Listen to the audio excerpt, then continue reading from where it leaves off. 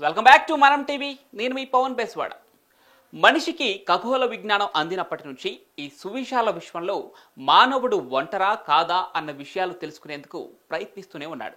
కోటాను కోట్ల నక్షత్ర మండలాల్లో ఎక్కడో ఒక చోట జీవం ఉండకపోదా అని అన్వేషిస్తూనే ఉన్నాడు. ఈ క్రమంలోనే భూమికి 70 లక్షల కోట్ల మైళ్ల దూరంలో అచ్చం భూమిలాగే ఓ నక్షత్రం చుట్టూ పరిభ్రమిస్తున్న ఒక గ్రహంపై జీవం ఉండే అవకాశం ఉందని శాస్త్రవేత్తలు గుర్తించారు. అదే K2-18b గ్రహం. భూమికి సుమారు 120 లైట్ ఇయర్స్ దూరంలో, అంటే 120 కాంతి సంవత్సరాల దూరంలో ఉన్న ఈ K2-18b మన భూమి కంటే 2.5 రెట్లు పెద్దది. ఇది లియో నక్షత్ర రాశిలో ఒక చిన్న రెడ్ డ్వార్ఫ్ స్టార్ చుట్టూ డాన్స్ చేస్తూ తిరుగుతోంది. అవును, ఈ గ్రహం చాలా ప్రత్యేకమైనది. ఎందుకంటే ఇప్పటి వరకు మనిషి కనుగొన్న గ్రహాల్లో ఏ ఒక్క గ్రహం కూడా సరైన హాబిటబుల్ జోన్లో లేదు. కానీ ఈ K2-18b గ్రహం మాత్రం సరైన హాబిటబుల్ జోన్లో ఉంది. అయితే ఈ గ్రహం చాలా ప్రత్యేకమైంది. ఎందుకంటే ఇప్పటి వరకు మనిషి కనుగొన్న గ్రహాల్లో ఏ ఒక్క గ్రహం కూడా సరైన హాబిటబుల్ జోన్లో లేదు. కానీ ఈ K2-18b గ్రహం సరైన హాబిటబుల్ జోన్లో ఉంది. ఇక్కడ హాబిటబుల్ జోన్ అంటే ఒక గ్రహంలో జీవం పుట్టడానికి తన సూర్యుడికి సరైన దూరంలో ఉండటంతో పాటు దానిపై నీరు ఉండే స్థితి అని అర్థం. అందులో భాగంగానే ఈ గ్రహం తన సూర్యుడికి సరైన దూరంలో ఉండటంతో పాటు ఈ గ్రహంలో నీళ్లు లిక్విడ్ గా ఉండొచ్చని తేలింది.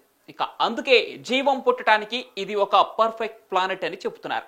2015లో నాసా కెప్లర్ స్పేస్ టెలిస్కోప్ ఈ గ్రహాన్ని కనుగొన్నారు.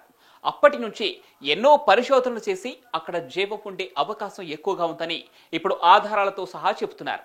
ఇక జేమ్స్ వెబ్ స్పేస్ టెలిస్కోప్ ఈ గ్రహం వాతావరణంలో డైమెథైల్ సల్ఫైడ్, డైమెథైల్ డైసల్ఫైడ్ అనే 2 సూపర్ రేర్ గ్యాస్లను కనుగొంది. ఈ గ్యాస్లు భూమిపై ఆల్గే లాంటి మైక్రోబయల్ జీవులు మాత్రమే రిలీజ్ చేస్తాయి. అయితే ఈ గ్యాస్లు భూమిపై కంటే వేల రెట్లు ఎక్కువగా ఉన్నాయి. అంటే K2-18bలో జీవం ఉండొచ్చని ఆధారం దొరికినట్లే. ఇక ఈ డిస్కవరీని లీడ్ చేసింది భారత సంతతి శాస్త్రవేత్త ప్రొఫెసర్ మధుసూదన్. ఈయన కేంబ్రిడ్జ్ యూనివర్సిటీ టీంతో కలిసి ఈ డిస్కవరీని చేశాడు. అంతేకాదు K2-18b ఒక హైసీన్ వరల్డ్ కావచ్చని శాస్త్రవేత్తలు చెబుతున్నారు. అంటే భారీ నీటి సముద్రం ఉండే ఒక గ్రహం అని అర్థం. ఇక గ్రహ వాతావరణంలో ఎక్కువ హైడ్రోజన్ ఉన్నట్లు తెలుస్తోంది.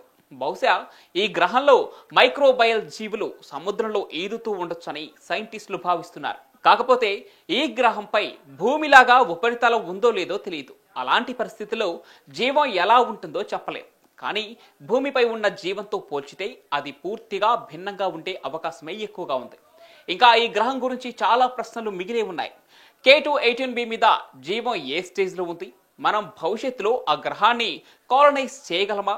అక్కడ మనిషి ఎలా ఉండగలడు అనేది తెలియాల్సి ఉంది. మొత్తానికి ఈ సువిశాల విశ్వంలో జీవం ఉన్న ఒక గ్రహాన్ని సైంటిస్టులు కనుగొన్నారు. భవిష్యత్తులో మనిషి ఏ గ్రహంలో జీవించే అవకాశం ఉందో లేదో త్వరలోనే తేలిపోనుంది. మరి ఈ గ్రహంపై మీ అభిప్రాయాలను కామెంట్ల రూపంలో తెలియజేయండి. మనం టీవీని సబ్స్క్రైబ్ చేసుకోండి.